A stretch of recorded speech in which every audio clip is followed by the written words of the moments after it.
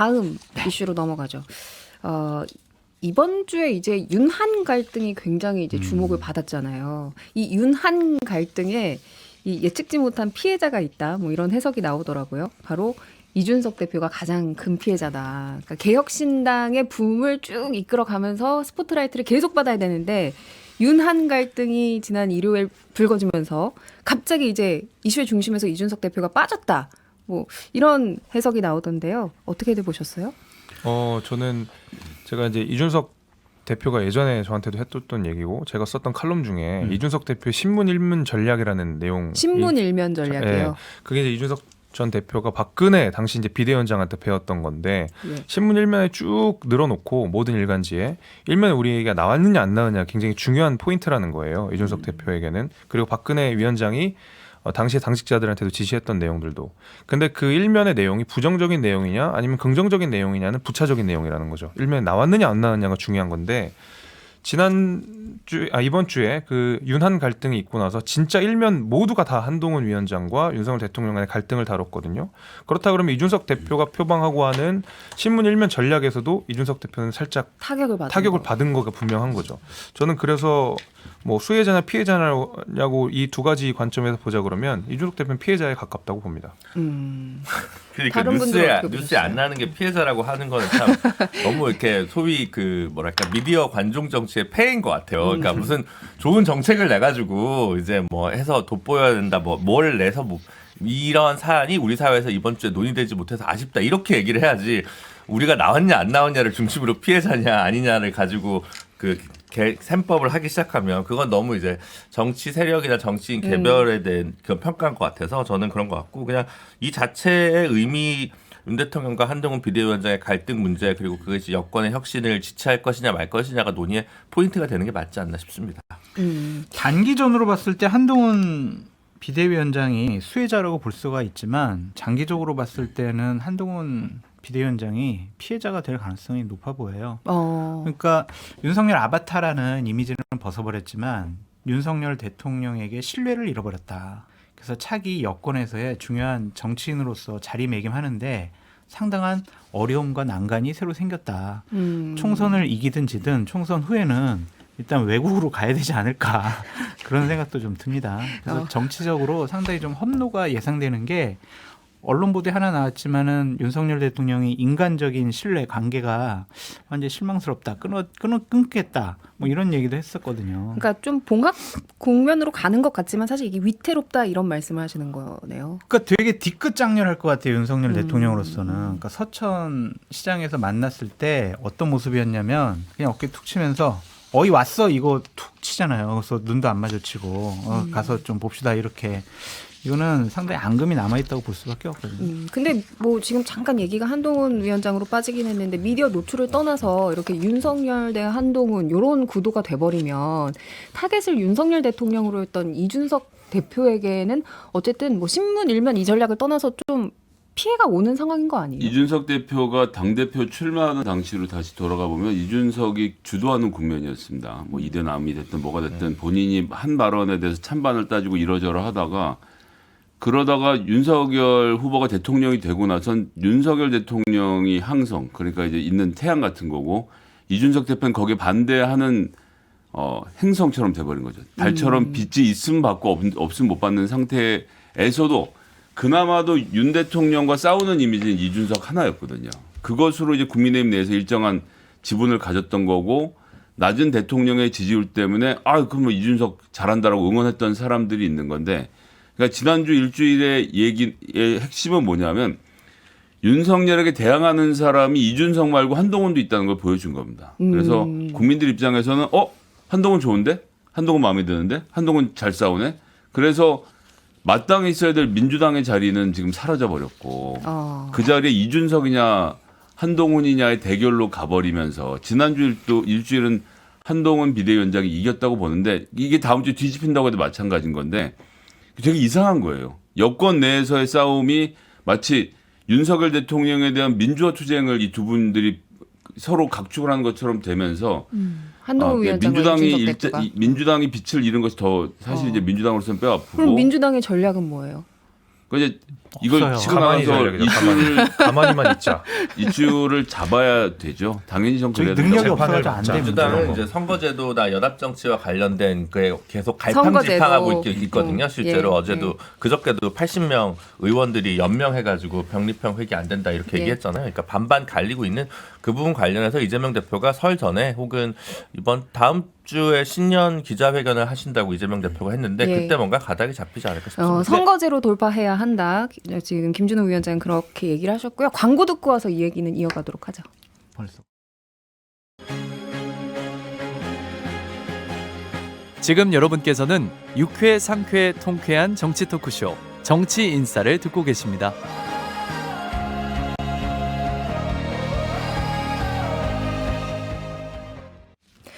네, 정치인싸 2부 시작해 보도록 하겠습니다. 1부 마무리하면서 이제 민주당이 이제 한동훈 위원장 그리고 이준석 대표라는 의회 복병을 만났다. 그래서 김준호 위원장이 선거제로 돌파해야 된다. 여기까지 얘기했는데요. 선거제 얘기는 조금 이따 하도록 하고 이준석 대표 얘기했으니까 이제 합당 얘기로 이어가도록 할게요. 이번 주에 어쨌든 양향자 신당 한국의 희망과 합당을 했죠. 그래서 지금 5개였던 이 작은 텐트가 4개로 이제 압축이 됐는데요. 그래서 이게 중텐트로 가는 거야. 뭐 빅텐트는 무산되는 거야. 어떻게 되는 거야. 지금 굉장히 전망들이 많은데 우리 패널들은 어떻게 보고 계세요? 중텐트로 가고요. 중텐트로 빅텐트로 간다. 가기 위해서 더 많은 노력을 하겠다라는 것이 양 세력의 입장으로 보여집니다. 그러니까 근데 중텐트로 못 간다는 전망도 많던데요. 중텐트? 네. 아니 근데 다음 주 같은 경우에는 원칙과 상식의 의원분들하고 이낙연 전 대표 측하고는 합당할 가능성이 높아 보여요. 따로 할 수는 없다. 따로 해서는 서로 망한다. 이런 생각이 너무 강하기 때문에 그분들이 한 세력을 만들고 예. 이제 설 이후에 양당에서 본격적으로 공천을 해가지고 공천 학살자들이 탈당을 해서 제3신당에 합류할 그런 여러 가지 정황적인 상황이 전개가 되면 그때 이제 양 세력이 다시 이제 하나의 세력으로 합쳐질 것이다. 그러면 미래대연합이랑 새로운 미래까지는 합당을 한다 이렇게 보시는 거네요. 그렇게 봐야죠. 양쪽 다 지금 창당 작업을 하고 있는 과정 중이잖아요. 그러니까 예. 따로 창당할 필요는 없다고 생각을 좀 하는 것 같아서 잘 될 것으로 보여집니다. 김성애 소장님은요? 요 두 당 어떻게 될까요? 집이냐 텐트냐에 따라 다른 거잖아요. 집이냐 예, 텐트냐. 이준석 대표는 계속 집 얘기를 하는 거 아닙니까? 빅하우스. 예, 우리 아기돼지 삼형제를 보면 알지만 텐트 친 바람이 날아가고 벽돌로 집을 지어야 된다는 건데 벽돌로 집을 지으면 옮기지 못합니다.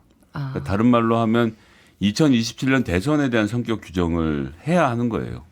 제가 뭐 간단하게 말씀드리면 2027년에 윤석열 정부를 내몰고 다시 국민의힘이 재집권을 해야 된다. 이게 지금 이준석 대표가 치고 있는 집의 기본적인 의미거든요. 예.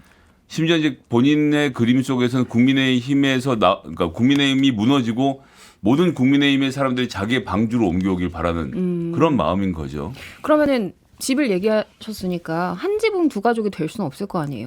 근데 진보 이제 보수가 한 집에 들어갈 수 있어요? 그러니까 이낙연 대표 등 민주당에서 나온 분들이 이 집에 들어가려면 맞춰야 되는 거예요. 2027년에 정권 재창출, 국민의힘의 정권 재창출에 동의하겠다라고 해야 되는 거거든요. 저는 뭐 그럴 분들도 계실 거라고 보는데 뭐 그분들을 욕하고 이런 문제가 아니라 그럼 이분들이 이제 우리랑 같이 할 수 없는 분들이라고 되게 쉽게 우리가 인식할 수 있는 겁니다. 저는 민주당과 민주진영이 정권을 다시 가져와야 된다. 즉 탈환해야 된다는 입장이고 예. 그런 입장에 동의하는 분들 중에서 난 이재명은 아니라고 봐. 아니야 이재명이 좋아. 라는 사람들이 옥신각신할 수 있겠죠. 이게 뭐 텐트를 치고 나가든 들어오건 나중에 다시 하나의 세력으로 모을 수 있는데 아니야.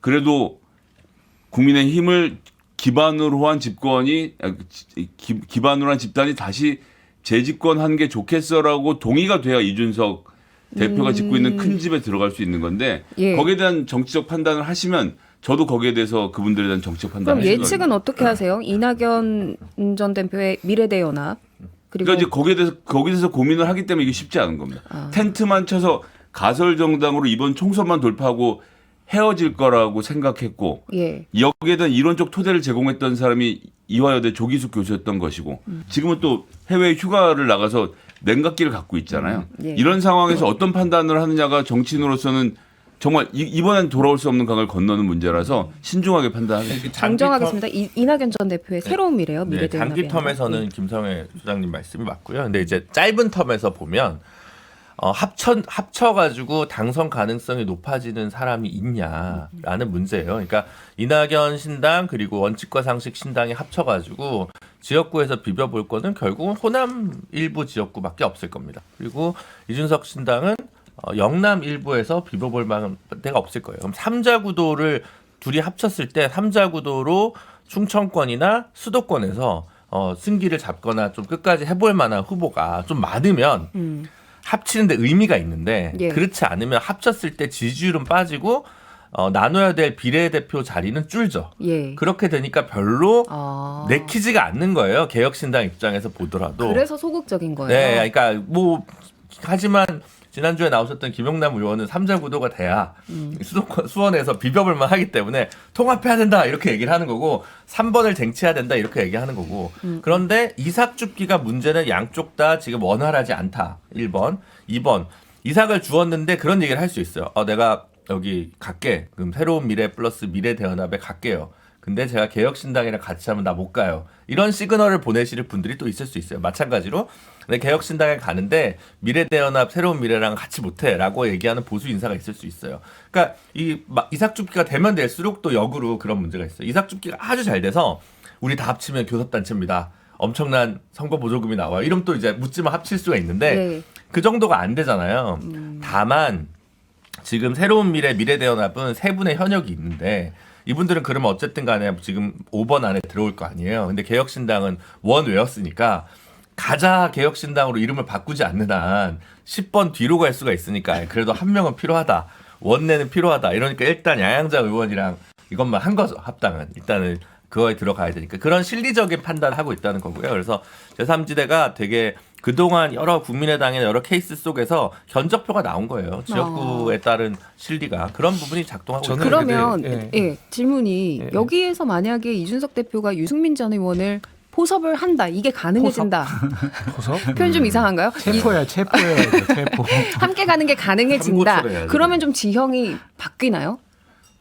이준석 대표가 좀 편해지나요? 지금 김준호 위원장이 분석한 아니 힘은 점에서. 실리겠죠. 당연히 당연히 실리죠. 당연히 이제 국민의힘 내부 그러니까 보수 진영 내부에서 결이 다른 두 사람이라고 한다 그러면 당연히 유승민과 이준석 대표가 가장 상징적인 두 인물이기 때문에 둘 간의 합은 당연히 시너지가 있을 수밖에 없다라고 보는데 근데 앞서서 김준호 위원장님께서 말씀하신 내용 중에 그 양양자 의원과 합류를 한 것이 배지가 필요하다라고 하는데 저는 그건 아니라고 봐요. 왜냐면 물론 그건 부차적인 요소로 있겠지만은 이준석 전 대표가 빅텐트를 만들기 위해서 부딪혀야 되는 사람들 중에서는 정말로 뇌관 같은 분들이 분명히 있는 거거든요. 이준석 대표 입장에서는 예를 들면은 미래대연합에 이제 원칙과 상식, 그다음에 박원석 전 의원 이렇게 해서 몇 분들이 포진해서 이제 계시는데 그 가운데서는 이준석 대표가 정말 정치적으로 치열하게 싸웠던 박경석 대표의 부인인 전장현 대표인 배복주 씨가 거기 계시거든요. 근데 예. 이분이랑 같이 합당을 해야 되는 거는 저는 굉장히 큰 자기 모순이 될 수밖에 헤게모니의 없는 거예요. 충돌이네요. 그러니까 이게 집을 지려면 기둥이 필요한데 애초에 규격과 사이즈가 맞지 않는 기둥인 거예요. 같은 집을 질 수 없는 형태의 그런 것이고, 그러니까 마찬가지로 또 새로운 선택에서도 유호정 의원과 완전히 결이 다르거든요. 근데 이분들을 집이라는 이유로 하다 보면 당연히 이거 부실공사가 될 수밖에 없어요. 이 집은 금방 무너지는 집밖에 될 수가 없기 때문에 가장 정치적 노선과 정치적 지향점이 같은 양양자 의원과 제일 먼저 손을 잡으면서 먼저 기둥을 세우는 거라고 보고, 제 생각에는 이준석 대표랑 결이 맞는 분들이랑 그 나머지 조직들이 어느 정도 합을 맞춰진다 그러면 합칠 수는 있지만 지금 단계에서는 이준석 대표 입장에서는 이분들이랑 같이 할 수 있는 유인이 없는 거죠. 너무 실이 더 큰 거죠. 아니 권은희 의원은요? 권은희 의원은 29일에 이제 기자회견하고 국민의힘 탈당한 다음에 신당 합류 의사를 밝힌다는데 개혁신당으로 가는 거예요? 그것까지는 제가 의사를 확인하기는 어렵습니다. 이유는 네, 없을걸요. 네, 여기 호남이시기 때문에 그리고 지금 뭐 비례셔가지고 사퇴하고 나가시는 거라서 예. 사실은 각 당에서 서로 모셔가고 싶은 건 또 아닐 거예요. 배지가 또 없어서. 제가 볼 때는 뭐 저기 새로운 미래나 미래대연합 쪽일 가능성이 더 높지 않을까. 김성현 알겠습니다. 소장이 아까 한 발언에 대해서 좀 보충 설명 아니면 바로잡아야 될 부분들이 있는 것 같은데, 이준석 대표가 정당을 하겠다, 창당을 하겠다라는 것은 보수라는 이념, 그리고 영남이라는 지역적인 한계를 넘어선 초월한 새로운 정치 세력을 꾸리겠다라는 차원이에요. 근데 2027년에 국힘 정권 재창출 이거에 찬성을 못하기 때문에 다른 세력들이 합류하기가 어렵다. 이런 식으로 얘기해버리는 것은 좀 너무 나간 얘기가 아니냐라는 좀 생각이 들고 한번 지켜보시죠. 어쨌든 양 당이 극단적인 정치 행위를 보이는 것에 대한 상당한 실망감을 갖고 있는 국민들이 많고 보다 합리적이고 상식적인 정치를 하기 바라는 그런 것을 이번에 총선에서 선택하겠다라는 다수의 국민도 있기 때문에 자꾸 이거를 뭐 이념과 지역으로 한계시켜가지고 판단 안 하셨으면 저희는 좋겠어요. 반론을 할 수밖에 없는데 두 가지인데 첫 번째는 강령의 보수라는 단어가 들어갔고요. 두 번째는 총선이 끝나고 나서 국민의힘이 망하면 흡수하겠다는 얘기를 공개적으로 한 건 이준석 대표이기 흡수잖아요. 때문에 예, 이 정체성에 대해서 국민의힘 계열이라는 것을 새로운 국민의힘이 될지언정 그게 국민의힘이 아니라고 할 수는 없을 것 같습니다. 그러니까 그러니까 그것이 장 소장님 이제- 말씀이 이제 전통적인 지역 구도나 이런 거를 깰 수 이념, 있을 만한 지역 새로운 이제 인물이다 이 말씀하시는 근데 거죠? 새로운 미래나 미래 대연합과 이제 합당을 하게 되면 그러한 강령들은 충분히 다 손을 보고 수정할 수가 있으니까. 사실 기대를 장성철 소장님은 이제 이준석 대표를 되게 아끼시기 때문에 저 김준호 김준우 비대위원장님을 더 위원장은 아낍니다. 안 아끼세요? 아니, 그 너무 존경하고 사랑하는. 아니 장성철 소장이 저를 아끼는데 장성철 소장님은 모든 사람에게 존경하고 사랑하는을 붙이기 때문에 아니에요. 몇 명 뭐 안 돼요. 진실 농도는 저한테는 한 번도 얘기한 적이 없는 아, 거예요. 저한테도 없는 것 같은데. 그러니까 오히려 장 소장님 늘 하시는 거는 뭐 다 그냥 개의치 말고 이준석 대표 더 이상 원에 있지 말고 비례 2번이라도 좋으니 그냥 들어가라. 말아라. 그것이 가장 실리적인 선택이다. 너무 재지 알겠습니다. 마라라고 얘기하는 거고 그걸 예. 차라리 새겨 듣는 게 좋을 것 같아요.